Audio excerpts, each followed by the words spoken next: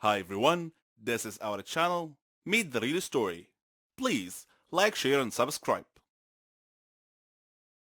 A suspicious mind can be a gift or a curse, depending on how a person uses it. Lend me your ears and listen to my story. My name is Sasha, and I am 21 years old. I have a suspicious mind.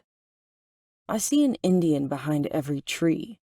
I suspect anyone and everyone of having ulterior motives and designs.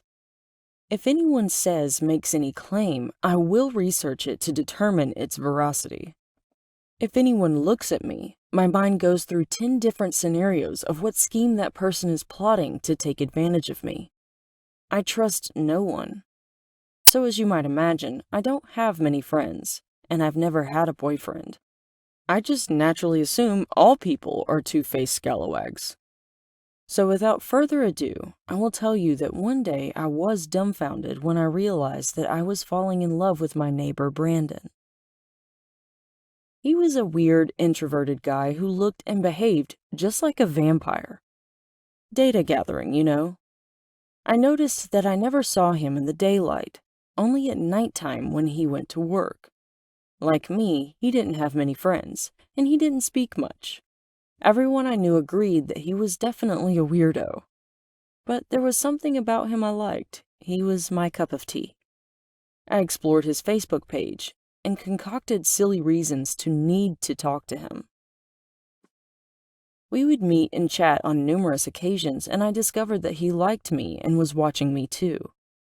He asked me to marry him one day, and I accepted immediately. It was difficult persuading my family that he was an okay guy, but I managed to convince them. I felt that he had a mysterious streak in his character, some dark secret in his life. But I was attracted to that and was okay with it. We prepared for our wedding reception. I did errands in the mornings and he did errands in the evenings. Then night actually, came when we got married. As we spent more time together, I noticed that Brandon seemed very sensitive to bright lights. If any place were too well lit, he would make up an excuse and ask to leave. I noticed that his face was always pale. I noticed that his room at home had only a small lamp, and he liked his steaks exceedingly rare and bloody. Whenever he happened to see an injury, he would gaze hungrily at the oozing blood, just like I've seen in vampire movies. I truly wondered if he might be an actual vampire. One day I walked into his room, and when he looked up and saw me, his smile was creepy and eerie. I teased him and asked him not to hurt me, and he smiled. He offered to tell me a secret if I promised not to tell anyone. He told me that he had been hiding a dark secret for a long time, and he longed to share it with me. I held my breath. It was coming. He was going to confess to being a vampire. I was crestfallen when he instead told me that he had a rare illness that accounted for his pale face and rendered him sensitive to light. He said he was tired of keeping the secret to himself and felt relieved to have someone to share it with. I hugged him crying and told him that I didn't mind at all. And here I was so sure my husband was a vampire. Am I insane or what? One nice thing about success is seeing all your friends and family being so proud of you and your accomplishments. This mutual respect and appreciation is what real friendship is all about. My story is about success and friendship, and also when two friends become incompatible and no longer go hand in hand.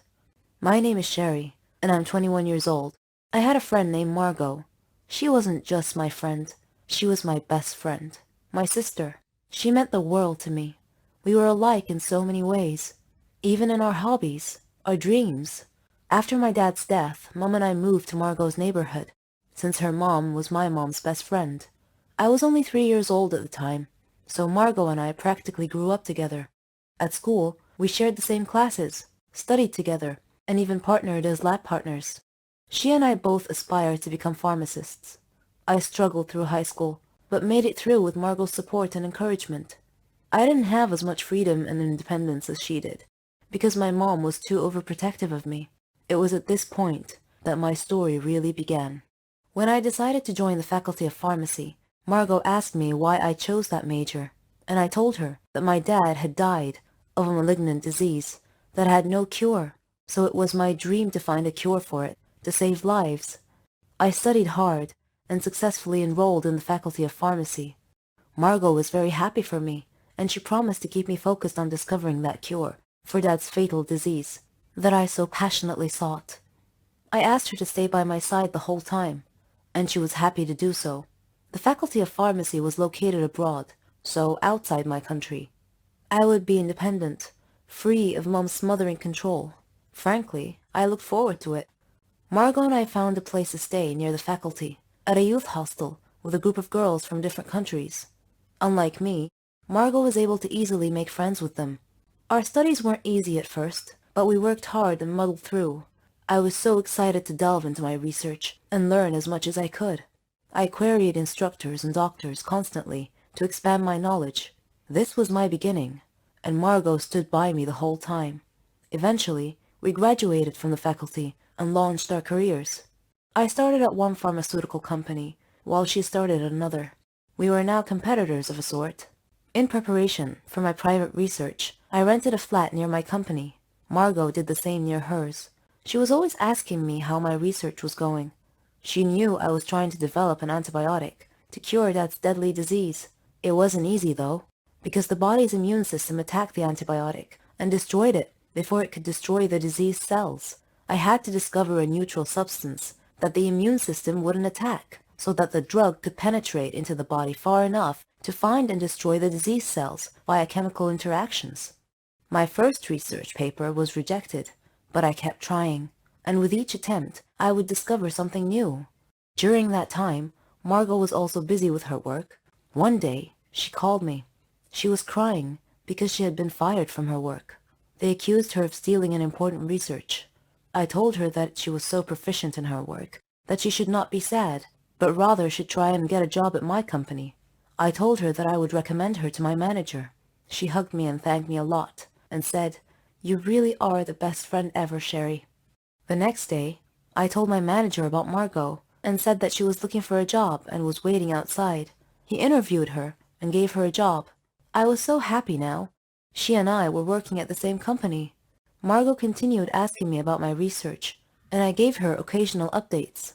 I was hesitant to tell her too much, but then again, she was my best friend after all, so I invited her to my home to tell her about my research. Margot wasn't as happy as I thought she would be to hear about my progress, but I figured that was because of her recent firing. My personal research took all my time. It was even more important than my work. One day, when I reported to work, my manager told me that they didn't need me anymore, that I was being let go, fired. I was shocked and asked why. He said that I was spending too much time at home doing my private research and too little time at work. He told me he had had several letters delivered to my home, instructing me to come back to work, and that I hadn't answered him, and that I had failed to come back to work. He told me that my roommate, Margot, had received the letters on my behalf, and had promised to deliver them to me. I was shocked. I told him that she never said anything. Returning home, I confronted Margot and asked why she didn't deliver my boss's letters to me. She acted so apologetic and said that she had received the letters, but she had been so busy that she put them aside and forgotten about them. I forgave her, but I felt that she wasn't being completely honest with me. I brushed it off and told her that being fired would simply free up my time so I could spend more time on my private research. Days later, Margot called me and asked me to come celebrate with her. When I asked her what the occasion was, she said that she had gotten a promotion and taken my place at work, my former job. I was happy for her, but at the same time, I felt that there was something wrong with these circumstances, and that feeling seemed to be growing. Time passed, and my experiments finally met with success. I had succeeded in finding the drug that could destroy the diseased cells. I was over the moon. Dad would have been so proud of me.